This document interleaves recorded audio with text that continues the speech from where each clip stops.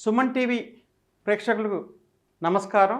నేను Gopikrishna Sarvepalli, corporate trainer and business coach. చాలామంది అడుగుతూ ఉంటారు, సంవత్సరానికి ₹1 కోటి ఎలా సంపాదించాలి, ప్లానింగ్ ఎలా చేసుకోవాలి అని. దీనికి సంబంధించి ఒక చిన్న ఐడియా ఇస్తాను. దీన్ని పరిశీలిస్తే యూస్ఫుల్ అనుకుంటే ప్రాక్టీస్ చేయొచ్చు. మనం everyday important, every hour important, hourly basis కింద దీన్ని మనం చేద్దాం. ఫర్ ఎగ్జాంపుల్, సంవత్సరానికి ₹1 కోటి సంపాదించాలి అన్నది మన టార్గెట్ అనుకుందాం. సో ఇయర్లీ 52 వీక్స్ ఉంటాయి. హౌ మెనీ వీక్స్ ఉంటాయి? 52 వీక్స్. మనం 50 వర్కింగ్ వీక్స్గా తీసుకుందాం. How many working weeks? 50 working weeks అనుకుందాం.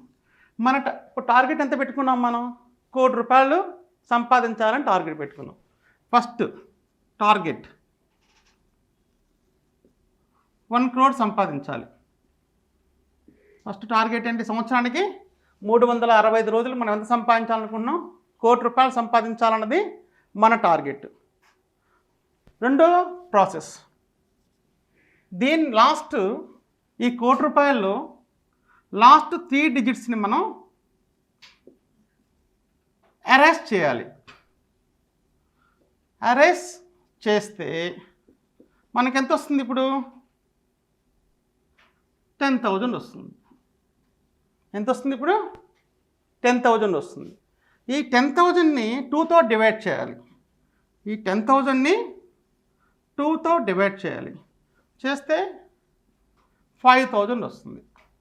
ఈ 5,000 అంటే అర్థం ఏంటంటే గంటకు 5,000 సంపాదించాలి అన్నది మాత్రం మనం గ్రహించాలి. ఇప్పుడు వీక్లో మనం 5 డేసే పనిచేస్తున్నాం. Only 5 days. 8 hours into 5 days. 8 hours into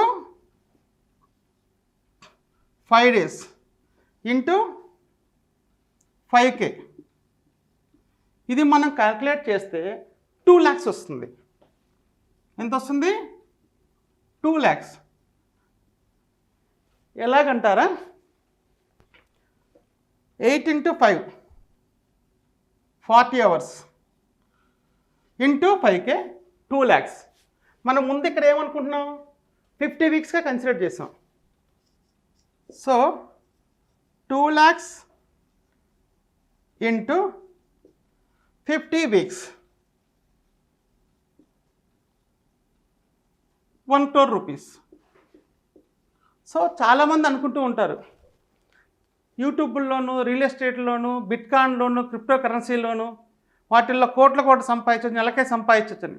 అది ఎంతమంది సంపాదించగలుగుతున్నారు? అక్కడ ప్రాక్టికల్గా ఆలోచించండి. కోట్లో ఒకరో ఇద్దరో ఉంటారు. సాధారణంగా మనము ఒక ప్రొడక్టివ్ వేలో మంచి టీముని డెవలప్ చేసుకొని చేస్తే, ఈరోజు బిజినెస్లన్నీ కూడా పెద్ద పెద్ద బిజినెస్ కంపెనీలన్నీ డెవలప్ అయింది సపోర్టింగ్ సిస్టమ్స్తో. సపోర్టింగ్ సిస్టమ్స్ని డెవలప్ చేసుకోవాలి మనం. జన సంపదే ధన సంపద. జనాలు లేకుండా మనము డబ్బులు సంపాదించడం అనేది కుదరదు.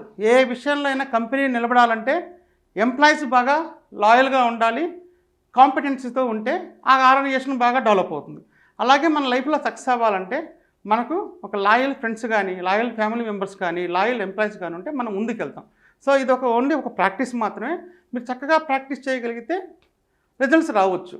ఏది ప్రపంచంలో ప్రామాణికం కాదు, మన ఆచరణతోనే ఏదైనా సాధించగలం.